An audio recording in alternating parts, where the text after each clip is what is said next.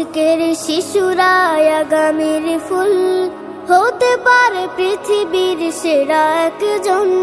নেই তাতে সন্দেহ, ভুল অবকাশ পায় যদি সমাজের একটু যতন। আজকের শিশুরা আগামীর ফুল, হতে পারে পৃথিবীর সেরা একজন।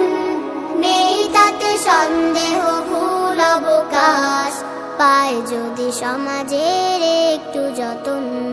পায় যদি সমাজের একটু যতন।